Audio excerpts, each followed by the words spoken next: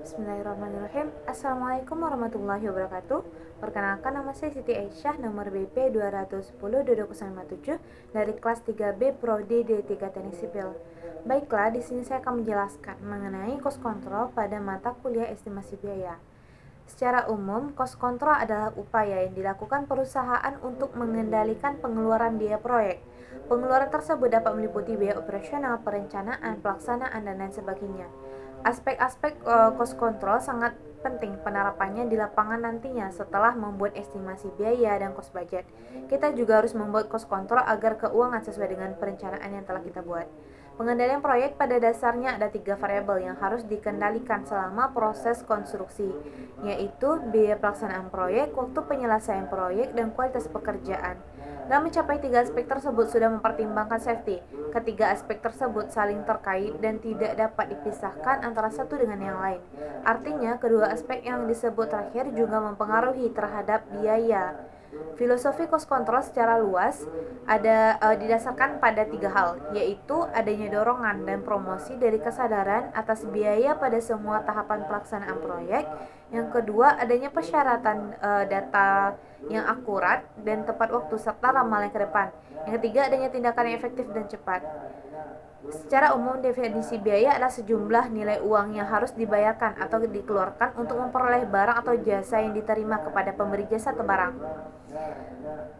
Secara akuntansi, biaya itu dibagi menjadi 2 kelompok besar. Yang pertama itu biaya tidak tetap atau variable cost, yang kedua biaya tetap atau fixed cost. Konsep-konsep break-even point. Break-even point adalah suatu peristiwa atau kejadian di mana jumlah biaya dan pendapatan sama besar atau titik impas atau pulang pokok. Pada kebanyakan industri lain seperti barang atau jasa, titik impas atau BEP sangat jelas dan dapat dihitung secara pasti. Pada proyek konstruksi, BEP tidak dapat dipastikan karena itu perlu pengendalian yang menerus. Pertimbangan dalam cost control yaitu pada data masa lalu adanya penyimpangan atau tidak. Yang kedua, kalau ada terjadi di mana dan seberapa besar. Selanjutnya itu dicari penyebab, peluang atas sisa pekerjaan, dan penyebab tersebut dapat diupayakan tidak terulang lagi pada sisa pekerjaan yang ada. Penghematan biaya terhadap sisa pekerjaan untuk mengcover penyimpangan yang ada. Aspek-aspek kontrol yang pertama adalah untuk dapat berhasil mengendalikan biaya proyek dengan baik, maka diperlukan pengendalian terhadap semua aspek-aspek yang mempengaruhinya, yaitu time control, quality control, safety control, dan cost control. Durasi proyek konstruksi, yang pertama itu setiap proyek pasti dibatasi waktu proses penyelesaiannya atau time schedule. Pada umumnya time schedule dibuat pada awalnya dengan standar yang normal. Bila durasi proyek dibuat lebih cepat, pada umumnya akan naik dan proyeknya akan terlambat dari schedule, maka biaya juga akan naik disebabkan biaya tetap proyek bertambah. Yang kedua, terjadinya percepatan sisa kegiatan.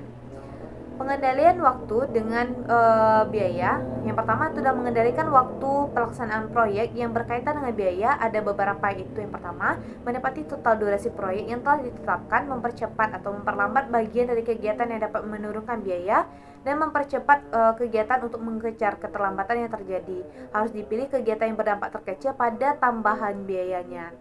Alat kendali waktu proyek atau time schedule pada dasarnya ada 3 macam, yaitu bar atau Gantt chart method, vector diagram method, network diagram method, arrow diagram atau precedence diagram.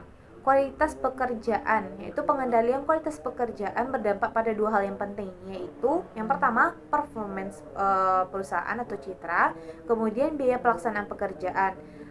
Kualitas pekerjaan, khususnya pada finishing, adalah sarana promosi yang tidak perlu membayar atau berlangsung lama. Kualitas pekerjaan yang jelek dapat mengurangkan nama baik dalam jangka panjang.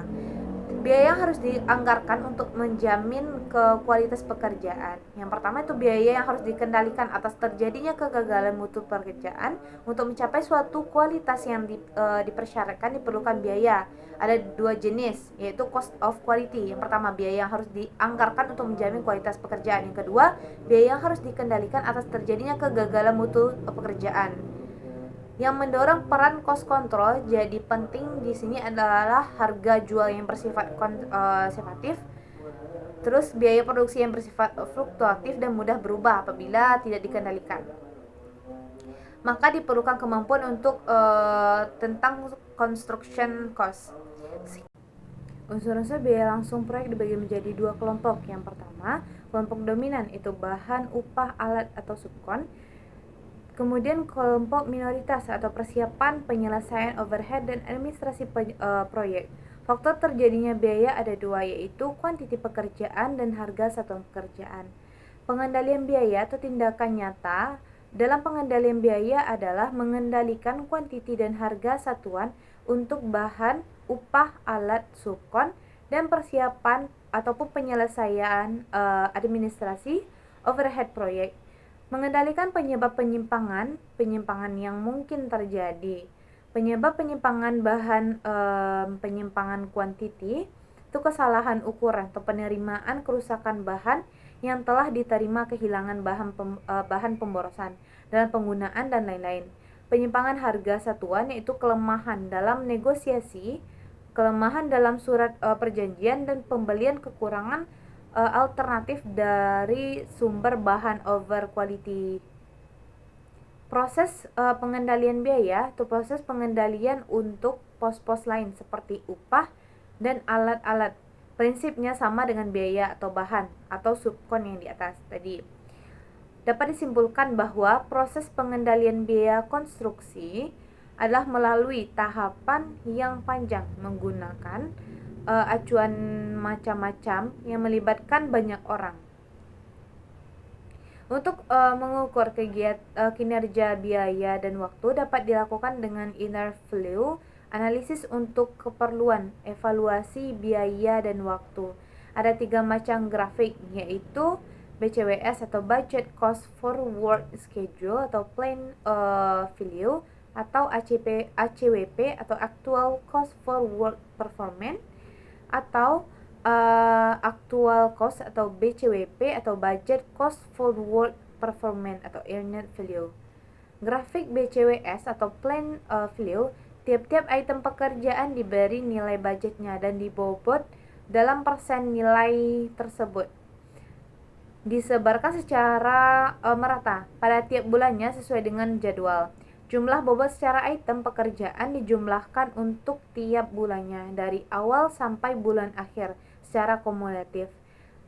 Kemudian dihubungkan dan dibentuk suatu grafik yang disebut dengan BCWS. Realisasi biaya yang dari penyelesaian tiap-tiap item pekerjaan dicatat nilai bobotnya.